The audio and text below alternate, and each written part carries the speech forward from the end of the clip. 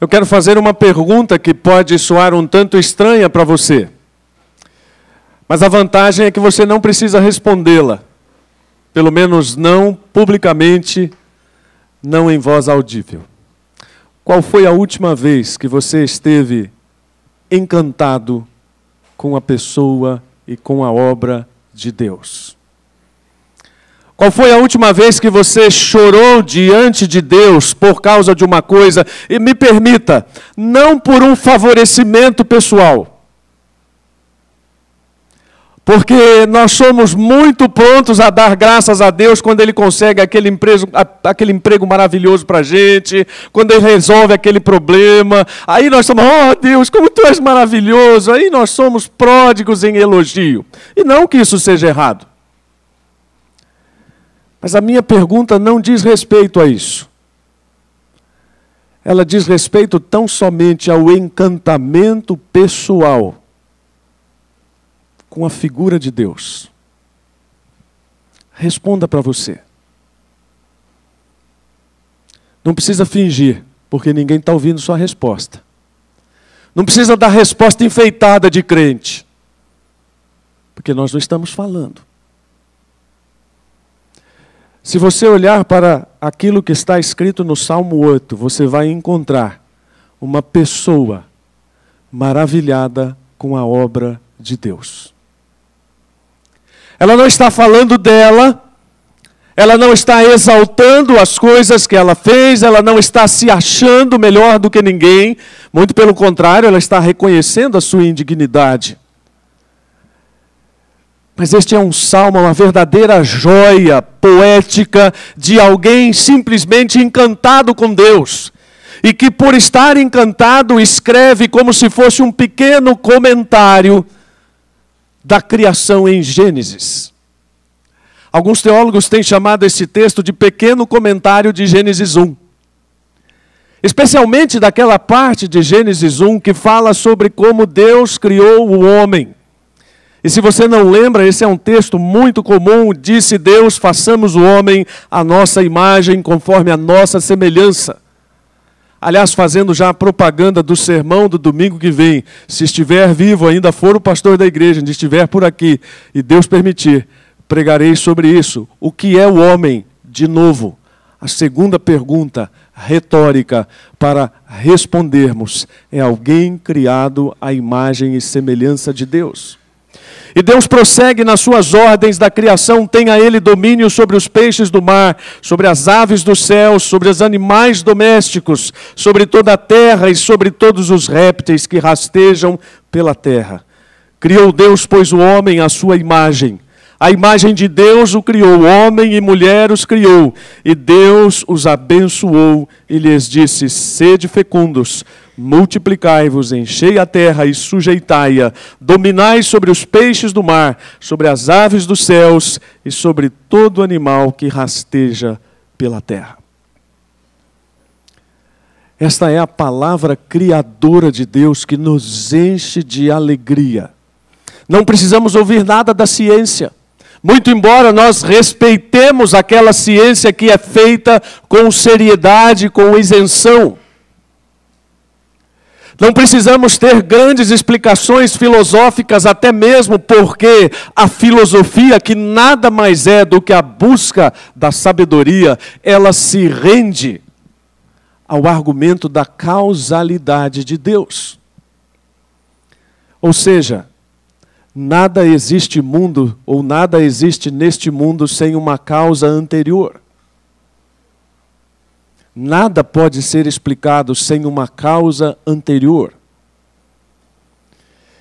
E é por esta razão que nós olhamos para este salmo e vemos que ele também está contrapondo a dignidade da pessoa de Deus e a degradação do homem. Mas ele também está falando sobre a dignidade do homem, porque há uma dignidade no homem. Ainda que ela seja pequena, ainda que ela seja ínfima diante de Deus.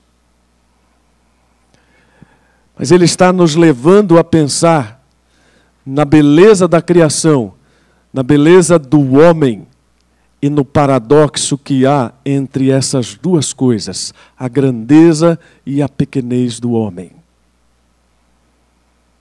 Immanuel Kant, um dos filósofos conhecidos da história da filosofia, diz: duas coisas preenchem a mente de admiração e reverência à medida que o pensamento, de forma persistente, se ocupa com elas: o céu estrelado acima de nós e a lei moral dentro de mim.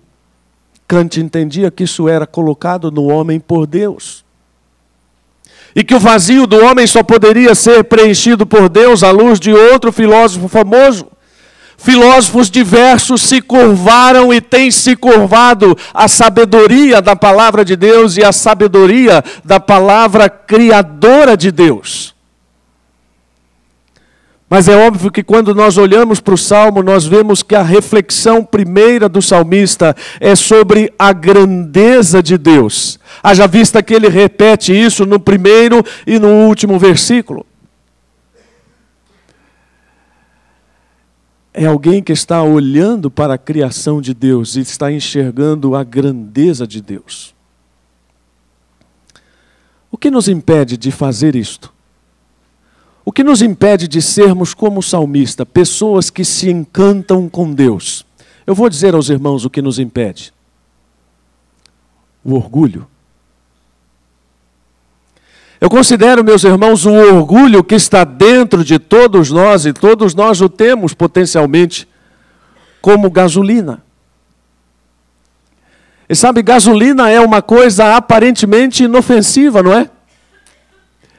Alguns até, como eu, gostam do cheiro da gasolina. Eu gosto do cheiro da gasolina. Não gosto de ficar com o cheiro da gasolina. Isso é um pouco diferente. Mas aquela gasolina que parece inocente, se estiver em contato com uma faísca só, ela se torna um incêndio e ela consome tudo que estiver à volta e se reduz a cinza. Parece o homem quando seu orgulho incendeia. E sabe, basta um pequeno elogio. Às vezes um pequeno elogio de como fazemos bem uma coisa, aquilo já nos enche, já nos infla, pronto. O incêndio da vaidade já tomou conta de nós. Conta-se que um jovem pregador, muito culto, muito preparado, foi convidado a pregar numa igreja. E claro, ele fez o melhor que ele pôde, ele se preparou, enfim, escreveu um sermão que ele considerava magistral. E ele subiu então ao púlpito daquela igreja, mas a pregação foi um desastre. Foi muito ruim. E não precisou ninguém dizer para ele sentiu isso. E ele que tinha subido tão altivo, desceu do púlpito cabisbaixo, derrotado. Quando ele saiu daquela igreja, o zelador da igreja, que era um homem simples e observador, disse para ele: pastor, o irmão me permite lhe falar uma coisa? Ele disse: sim, claro, meu irmão, pode dizer.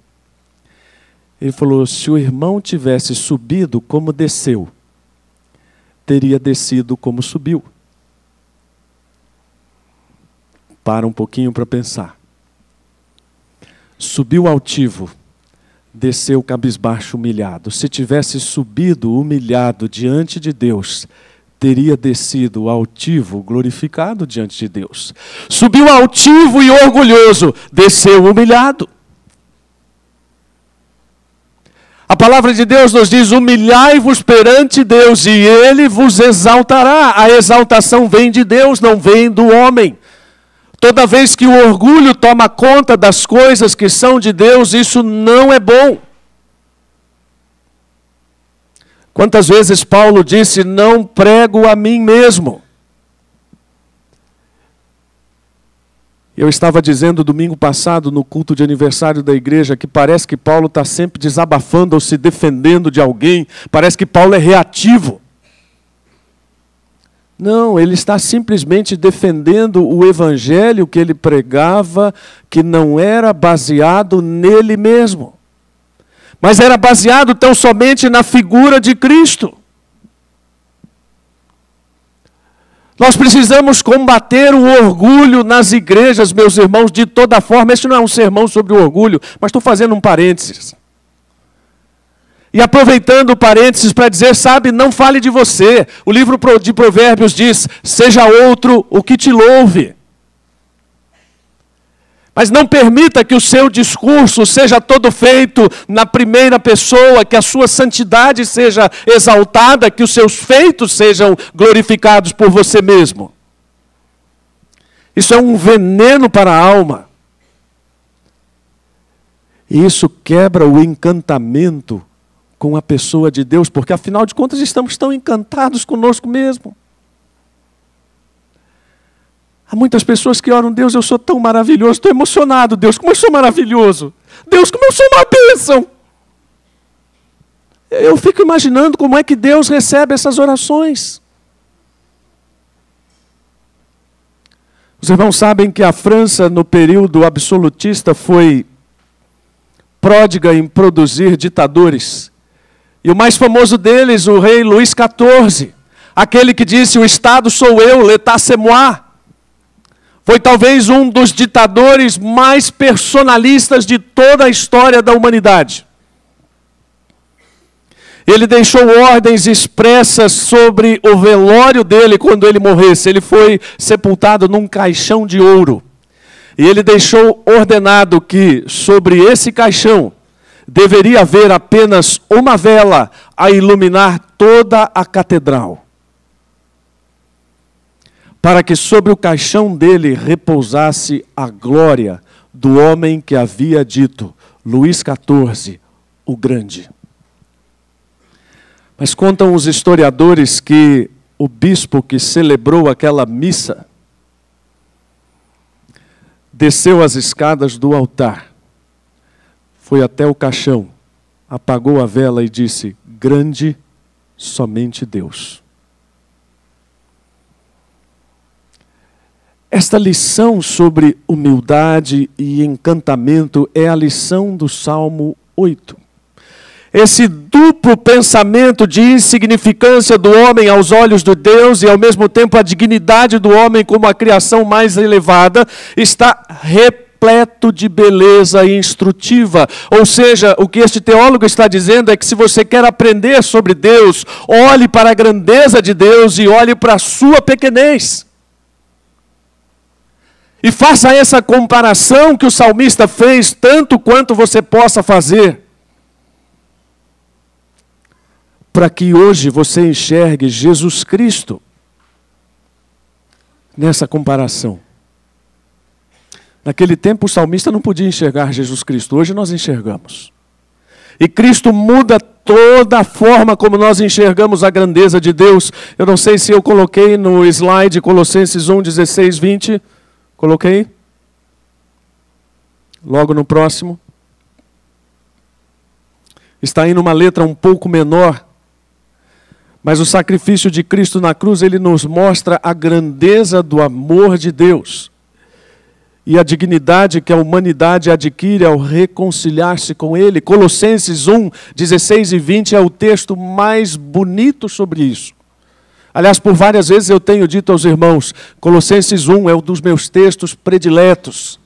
É um dos textos cristocêntricos do Novo Testamento. Mostrando que Deus é criador, que Deus é reconciliador e que Ele vai reconciliar todas as coisas com Ele. E os crentes fiéis e sinceros estão esperando ansiosamente por esse dia. Enquanto esse dia não vem, o que nós fazemos? Damos graças pela grandeza de Deus. Eu tenho dito à igreja, sabe, o irmão Sandoval está certo. Todo momento é momento de agradecer.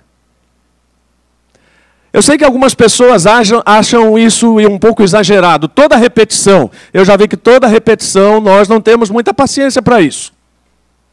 Se alguém canta um cântico, repete 1, 2 vezes, 3, já está bom, né? Só ficar repetindo esse negócio. Se o pastor pede para repetir um versículo de novo, o pessoal, pastor, tenha paciência, isso aqui não é classe de criança. Se alguém repete uma coisa na oração 3 vezes, alguém já diz, está ficando gaga, tá vendo? Não pode mais orar, porque fica repetindo o negócio. Irmãos, olhe para o Apocalipse e veja quanta coisa é repetida no céu na adoração que se presta a Deus. A começar por pessoas dizendo diante de Deus: Santo, Santo, Santo, Santo é o Senhor dos Exércitos. Repetição de gratidão deve ser feita sempre. Porque é fruto desse encantamento com a pessoa de Deus. Uma jornalista crente americana, num daqueles dias que a gente vê nos filmes americanos, que é só correria, né? Não sei se todo americano é daquele jeito, pastor Gary. Tomando café no carro, a mulher se maquiando, Então diz que essa jornalista saiu apressada de casa, sem tempo para fazer o café, e levou os 3 filhos para um lugar próximo do trabalho dela, e não havia lugar ali para todos sentarem-se juntos, então cada filho sentou num lugar diferente, e a comida foi servida.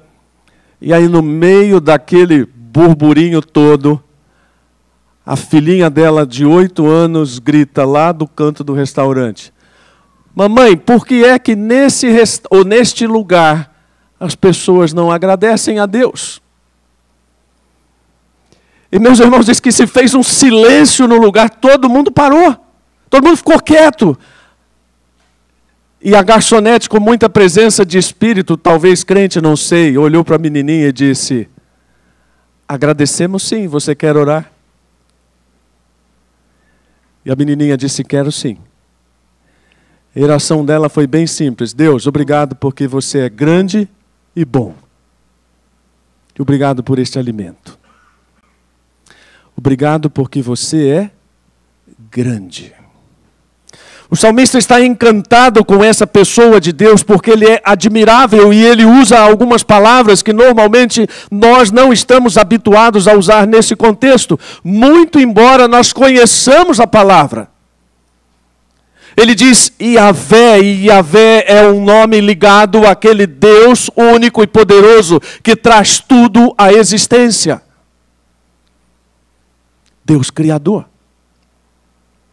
Ele diz Adonai, e Adonai era a palavra que normalmente os judeus usavam no lugar de Yahvé, porque eles não pronunciavam Yahvé, mas no sentido de Deus é o nosso Senhor, Ele é o nosso Senhor. E Ele é admirável por isso. Mas Davi também está refletindo o caráter de Deus, porque se há uma coisa que nós devemos nos encantar, é com o caráter de Deus. Neste mundo que vive cada vez mais de aparência, eu receio que nós estejamos perdendo a capacidade de nos encantarmos com o caráter das pessoas. Estamos mais preocupados em administrar as posses, em conhecer aquilo que as pessoas têm, em demonstrar aquilo que nós não temos, do que propriamente conhecer o caráter das pessoas. Mas se nós queremos conhecer o caráter de alguém, e especialmente o caráter de Deus, nós precisamos olhar para os atos de Deus, porque o caráter de uma pessoa se revela naquilo que ela faz. E o caráter de Deus está revelado nas coisas que Ele faz. E o salmista diz então no versículo 2, que da boca das crianças e dos que mamam, Ele suscita louvor por causa dos inimigos. Este versículo é uma clara alusão à fragilidade da humanidade contraposta ao poder de Deus. Paulo dizia isso lá em Coríntios, ele fala, Deus escolheu as coisas loucas desse mundo para confundir as sábias, e Deus escolheu as coisas fracas deste mundo para confundir as fortes. Há muito mais na fragilidade de uma criança do que simplesmente ingenuidade. Há uma ideia de força por causa de uma criança, pais são capazes de morrer.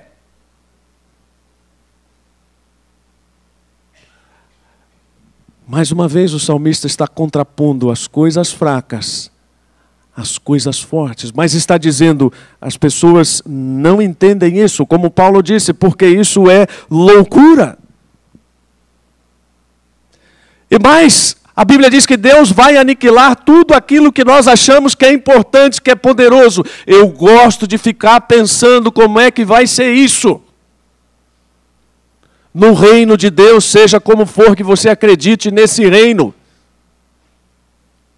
Por exemplo, o que será do poderio tecnológico que nós vemos hoje, dominando a humanidade, certamente será reduzido a nada. O que vemos do poderio econômico, opressivo, certamente será aniquilado. Porque a palavra de Deus diz que todas essas coisas que o homem valoriza serão nada, são nada. E Jesus é bem claro, as coisas que o homem aprecia, Deus detesta. Mas é óbvio que são aquelas coisas que tiram a glória de Deus. Muito embora essa glória de Deus esteja revelada em toda a criação, e o salmista confirma isso no versículo 3, dizendo: quando eu vejo os teus céus, a obra dos teus dedos, a lua e as estrelas que preparaste. Sabe, eu não sei o que você respondeu na primeira pergunta que eu fiz ao começar o sermão, mas agora eu queria fazer uma outra pergunta. Qual foi a última vez que você parou para contemplar a beleza do céu? Aí você fala assim: pastor, alô, eu moro em São Paulo, eu moro em Santos, não tem céu. Não interessa, em algum momento você sai daqui. Em algum momento você se acha num lugar onde o céu pode ser visto. E o que você faz? Nem olha para o céu, ou diz assim: nossa, estou com saudade da agitação da cidade. Irmãos, eu amo ir a qualquer lugar, especialmente do interior, onde eu possa ver o céu manchado de estrelas, porque aquilo me lembra Deus. E sabe, provavelmente a sua resposta a essa pergunta tem a ver com a resposta à primeira pergunta. Alguém que não consegue se encantar com o céu e a beleza de tudo que se vê nele, provavelmente não consegue se encantar com Deus. Porque a criação é a revelação geral sobre Deus. É a face visível de Deus. De coisas impressionantes que realmente nos fazem pensar que não somos nada.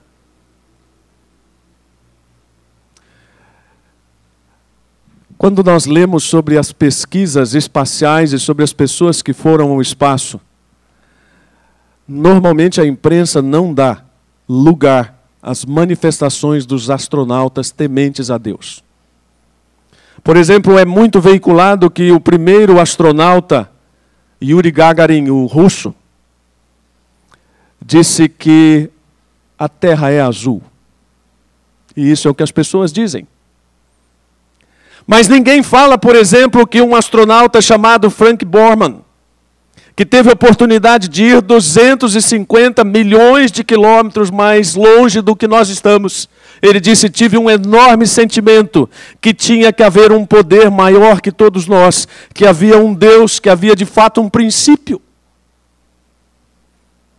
Ninguém fala, por exemplo, que outro astronauta chamado James Irving, em 1971, disse: senti o poder de Deus como nunca tinha sentido antes. Olhando para o universo. Ninguém fala, especialmente num dia como hoje, em que vamos celebrar a ceia, que dois astronautas, um dos dois primeiros que estiveram na Lua, Neil Armstrong e Buzz Aldrin, depois que desceram da espaçonave, pegaram uma Bíblia, vinho e pão e celebraram a ceia na Lua. Isso você não sabia, não é? Porque a imprensa não tem o menor interesse em falar isso. A imprensa não tem o menor interesse em dizer que pessoas estão olhando para o céu e estão vendo a glória de Deus, como o Salmo 19:1 diz: os céus revelam a glória de Deus. E quanto mais os homens pesquisam, mais eles vão descobrindo essa glória. Mas então, diante de tudo isso, é como se o salmista fizesse um freio no seu raciocínio. E aí você vai ouvir a voz do Marco falando: o que é o homem, para que dele te lembres? Cuidado, Rafael, para não sonhar com essa voz, hein? O que é o homem, para que dele te lembres? Quando nós ficamos do lado de um caixão, como nós ficamos nesta semana, e olhamos para aquele corpo que está no caixão, a nossa reação natural é dizer, não é isso. Também não podemos dizer que o homem é somente um punhado de elementos químicos. E não sei também se você sabia, mas nós somos mais ou menos 65% de oxigênio, 18,5% de carbono, 9,5% de hidrogênio. Isso descreve você? Não. Também não podemos dizer que o homem é o tempo que ele vive, mas é engraçado que ao sabermos que uma pessoa morreu, a primeira coisa que nós fazemos é perguntar que idade. Eu não sei exatamente o que nós queremos com isso, mas saber que uma pessoa morreu com 70 anos não define o que ela é. Até porque há um dado impressionante em pesquisas também, meus irmãos. Uma pessoa que viveu em média 70 anos, sabe quanto tempo ela gastou dedicado a Deus, em média? Se fosse quarta-feira, eu ia dar oportunidade para os irmãos chutarem. Não é, então vou ter que falar logo. Meio ano. De 70 anos, em média, você vai gastar em toda a sua vida apenas meio ano dedicado a Deus. É um número muito pequeno. Pode até ser, e se você for mais espiritual, talvez você diga assim, não, pastor, essa pesquisa deve ter sido feita numa igreja bem fria. Não é. Há outras coisas que tomam o seu tempo, 23 anos dormindo, por exemplo, dos 70. 4 anos doente dos 70. Ainda assim, isso não define você. E por enquanto o que o salmista está fazendo não é tentando descrever o homem, mas é dizendo, o homem é um ser frágil. O homem é um ser fraco. E se ele não lembrar de Deus, ele estará perdido. Eu vou ler o pensamento de um teólogo que está aí, talvez com uma letra num tamanho menor do que os irmãos consigam ler. Mas esse teólogo diz o seguinte, hoje em dia há uma mescla tão frequente do divino e do humano, que com frequência é difícil distinguir claramente entre os dois. Há um processo de nivelamento em que o ser humano se empurra para cima até sentir-se quase no mesmo nível de Deus e puxa Deus para baixo até que ele se torne parecido com o ser humano. No Antigo Testamento não é assim. Só lembrando aos irmãos, nós estamos pregando sobre como Deus se revela no Antigo Testamento. No Antigo Testamento, Deus é Deus e o ser humano sabe o seu lugar diante dele. Não se pode lidar com coisas sagradas de modo superficial. O ser humano não pode comer da árvore do conhecimento e elevar-se ao nível de Deus. Não importa como você se dirige a Deus, diz Malaquias 1,6. Tome cuidado com a sua atitude. Se ele é pai, honre-o. Se ele é o soberano, preste-lhe obediência. Não queira ser Deus. Tão somente entenda a sua pequenez, é o que o salmista está dizendo. E ele reconhece que realmente o homem foi feito pouco menor do que os anjos, muito embora ele tenha sido coroado de honra. Irmãos, há uma coisa que eu entendo que está no coração de Deus. Eu vi esta semana que há um forte movimento na Espanha contra a monarquia. E de uma certa forma, no pensamento do homem moderno, há uma ideia de que a monarquia é um sistema antigo e velho, e eu não vou entrar aqui nessas considerações. Mas o que eu fico pensando e caraminholando aqui na minha cabeça é por que Deus é tão obcecado com a ideia de reino. E por toda a Bíblia nós vemos a ideia de reino. E por que as crianças estão brincando desde pequenas e elas falam em fábulas sobre reis e rainhas e sobre reinos? Uma das explicações é que Deus sempre pensou no homem como alguém que reinaria sobre a sua criação. Este era o desejo primeiro de Deus. Foi aquilo que ele tentou com o primeiro Adão.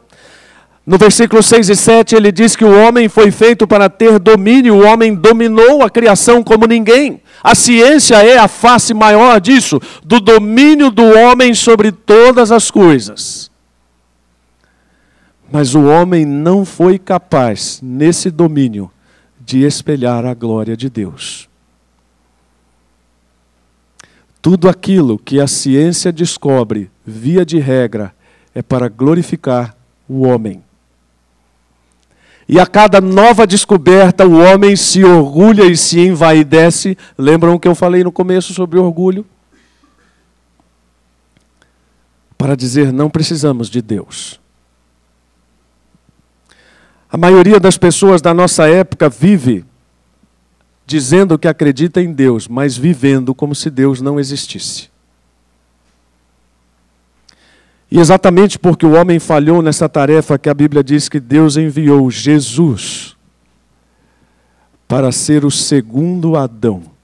O primeiro Adão não conseguiu exprimir a glória de Deus no domínio da sua criação, mas Hebreus nos diz que o segundo Adão vai cumprir isso. Ele vai restaurar a criação. Ele vai reconciliar o homem de uma vez por todas com Deus. E o salmista termina da mesma forma como ele começou, como eu disse: Senhor, Senhor, quão admirável é o teu nome em toda a terra. Você consegue se encantar com Deus? Não. Depois de todo este salmo lido e explicado, será que há uma disposição melhor no seu coração para se encantar com a obra de Deus? Eu quero dar alguns conselhos baseado em tudo isto que nós falamos e pensamos a respeito do Salmo. E estes conselhos começam com o primeiro, que diz que Jesus Cristo é Criador de todas as coisas. O texto de Colossenses nos diz isso. E quando nós aceitamos aceitamos com convicção esta ideia, os nossos olhos são abertos para a beleza da obra de Deus. Não sei se os irmãos observaram uma palavra na profissão de fé da Elissandra hoje de manhã. Não foi com essas palavras exatamente, mas ela disse: passei a entender o que é um pai amoroso, o que é Deus como um pai amoroso. A pessoa de Jesus nos faz os olhos abrir para enxergarmos Deus sob uma perspectiva que o mundo não consegue nos dar. E é por isso que é somente a partir de Jesus que nós podemos aguardar pela restauração de toda a criação e pela reconciliação da humanidade nele. Pastor Ariovaldo Ramos gosta de dizer que Deus está em Cristo, reconciliando a humanidade para que a humanidade seja uma nova unidade em Cristo. Enquanto isso não acontece, Deus está nos reconciliando com Cristo. O último passo, o último conselho desta noite é que, crendo em Cristo, cada um de nós é reconciliado com Ele. A beleza da obra de Cristo está na reconciliação que Ele produz na minha vida, na sua vida. Não há mérito nosso. Eu gostaria muito de, em algum momento falar, das coisas maravilhosas que Deus tem feito na minha vida. Isso não teria o menor valor aqui. Gostaria de dizer das coisas que eu pude perceber estudando a palavra dele. Isso não teria o menor valor aqui. Porque aquilo que tem valor na pregação da palavra é a pessoa de Cristo sobre todas as coisas, levando o homem ao entendimento da beleza da pessoa e da obra de Deus. A minha oração é que nesta noite você possa dizer como salmista: ó Senhor, Senhor nosso, quão admirável é o teu nome sobre toda a terra. Talvez isso possa ser feito hoje à noite, quando você chegar em casa. Talvez você possa dobrar os joelhos diante da sua cama e exclamar, com lágrimas ou sem lágrimas: Senhor, Senhor nosso, quão admirável é o teu nome. Abaixe a sua cabeça. Pense na grandeza de Deus. Pense se você talvez não é uma dessas pessoas que eu falei, que diz acreditar em Deus, mas vive como se Deus não existisse.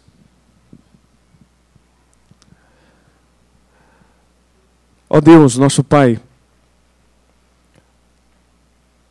queremos curvar não apenas as nossas cabeças, mas os nossos corações diante do Senhor, reconhecendo a Tua grandeza, reconhecendo também a nossa indignidade.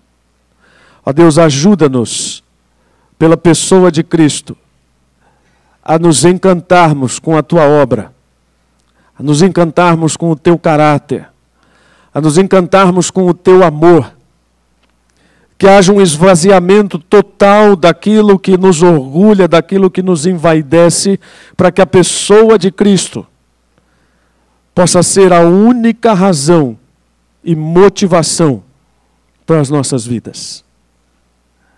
Que o Teu Espírito nos leve a esse esvaziamento. Que o Teu Espírito nos ajude a compreender a beleza e a profundidade que há na Tua revelação através das Escrituras. Que o Teu Espírito nos leve a compreender a beleza e aquilo que há de profundo na Tua revelação geral através das obras da natureza. Que em tudo vejamos Cristo. E é no nome de Cristo que nós oramos, certos de que esta palavra é do Teu coração. Em nome dEle, amém. Continue com a sua cabeça baixa. E eu quero fazer um apelo a você bem simples.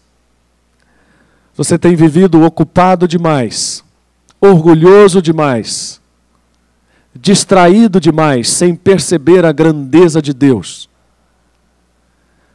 Este é o momento de você reconhecer que Deus é grandioso e que merece ser lembrado.